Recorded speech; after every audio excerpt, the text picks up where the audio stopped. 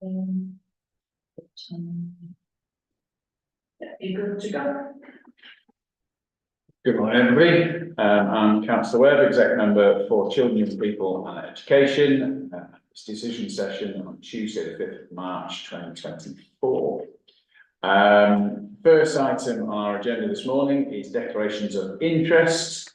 I think it is worth noting that as this is a decision around, the main item on this is around term dates for 2025-26. I am a school teacher. I have spoken to the monitoring officer about this to see if this does create any conflicts, and he has made very clear that as this doesn't unduly affect me any more than anybody else in the city, he feels that it does not. I will therefore move on to the second item on the agenda, which is the minutes of the previous meeting dated the 6th of February 2024. I've read through the minutes and I'm happy that they are a satisfactory record of what happened, so I'm just going to sign them here. Thank you, Reece. Item 3 on the agenda is public participation. We have no registered public speakers today for this decision, which leads me on to item number 4, which is term dates for 2025-26 school year. We have a number of officers around the table. Rachel, I assume you're introducing this one. Yes, just please. introduce yourself and give your job title, and any other officers you wish to contribute, please do the same. Thank you. So my name is Rachel White and I'm School Admissions Manager. This report relates to the term dates for 2025-2026 school year. I shan't read out the full report, just the pertinent points. So the report seeks the approval of the attached term dates, which is shown as Annex C, for schools for whom City of York Council is the employer for the school year beginning September 2025.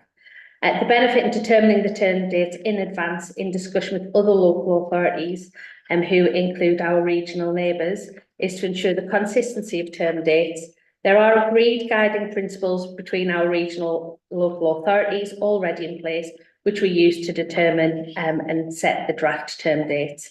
This allows, where possible, for neighbouring local authorities to have the same term dates, which can assist families, employers, where family life might cross borders, which we know is very much the case within ourselves in the City of York.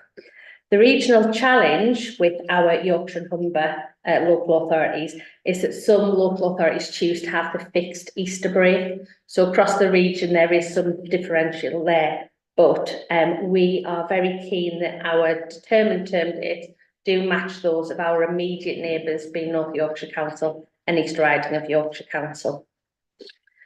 So the policy basis for the decision is Section 32 of the Education Act 2002. The local authority shall determine the date when the school terms and holidays are to begin and end.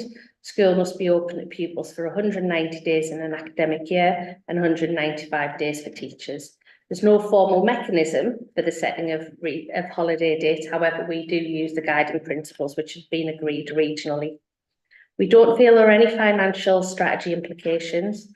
The recommendations include that you approve the draft term dates as set out in Annex C to meet the statutory requirements of legislation, including, as aforementioned, the Education Act 2002, and to ensure that the City of York Council continue to meet their statutory duty to provide set out term dates as set out in the Education Act 1996.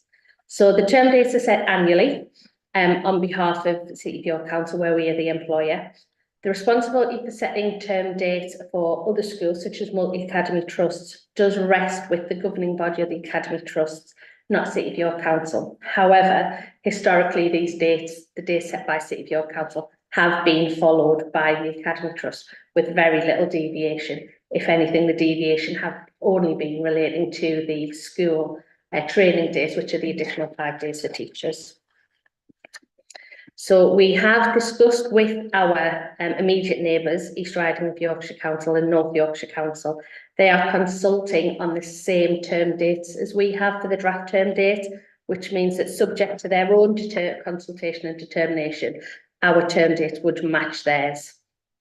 All City of York schools and multi-academy trust was consulted upon the term dates, and there were no concerns or feedback regarding that. They are happy with the draft term date set in Annex C. We did provide information to the other service areas within the council.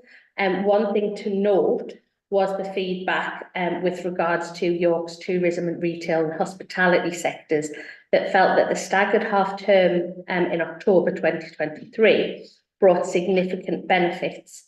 What we do find is that while there is some deviation regionally within Yorkshire and Humber, actually other local authorities do set different term dates, which allows for a staggered half term. So for example, the February half term that we have just had, York had their half term the week before that, and for example, Durham County Council. So there is some deviation nationally with the term dates, but we do feel that the draft term dates in Annex C meet the regional guiding principles and also mean that subject to determination, they would match those of our immediate neighbours.